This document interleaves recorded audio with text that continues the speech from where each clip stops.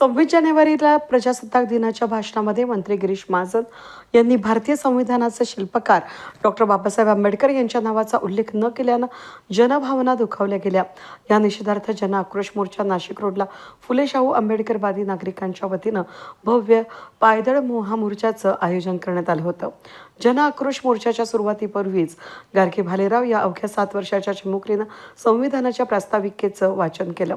तिच्या पाठोपाठ उपस्थित नागरिकांनी सामूहिकरित्या संविधानाची शपथ घेतली। हा महामोर्चा नाशिक रोड रेल्वे स्टेशन या ठिकाणाहून छत्रपती शिवाजी महाराज आणि विश्वरत्न डॉक्टर बाबासाहेब आंबेडकर यांच्या पुतळ्याला अभिवादन करून सुरू झाला। त्यानंतर शालिमारला डॉक्टर बाबासाहेब आंबेडकरांच्या पुतळ्यासमोर जन आक्रोश मोर्चाची सांगता झाली। मोर्चासाठी डॉक्टर बाबासाहेब आंबेडकर यांच्या प्रतिमेचा भव्य रथ उभारण्यात आला होता। यावेळी फुले शाहू आंबेडकरवादी नागरिक मोठ्या संख्येनं सहभागी झाले होते। विशेष म्हणजे या मोर्चाचं नेतृत्व सामूहिकरित्या महिलांच्या वतीनं करण्यात आलं। मोर्चात तब्बल 138 फूट लांबीचा तिरंगी ध्वज आकर्षणाचा केंद्रबिंदू ठरला। कायदा आणि सुव्यवस्था अबाधित राहावी यासाठी 1 DCP, 3 ACP, 8 पोलीस निरीक्षक, 15 पोलीस उपनिरीक्षक आणि 250हून अधिक पोलीस कर्मचारी तैनात करण्यात आले होते।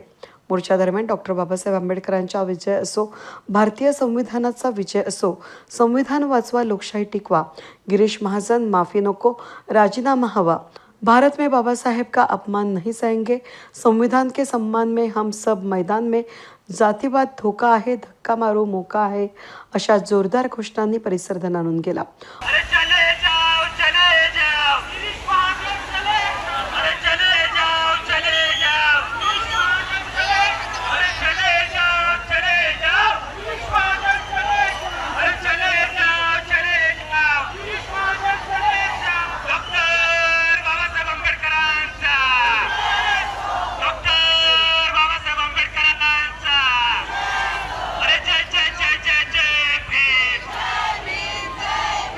मोर्चेकरांनी छत्रपती शिवाजी महाराज, डॉक्टर बाबासाहेब आंबेडकर, महात्मा फुले, अण्णाभाऊ साठे, मौलाना आझाद, संत रोहिदास महाराज, शाहू महाराज आणि अहिल्याबाई होळकर या महापुरुषांचे फोटो हातात घेतले होते। गिरीश महाजन यांनी सार्वजनिकरित्या माफी मागावी आणि पदाचा राजीनामा द्यावा अशी मागणी यावेळी आंदोलकांनी केली। वेद न्यूजसाठी प्रतिनिधी अनिल गुंजाळ, नाशिक रोड।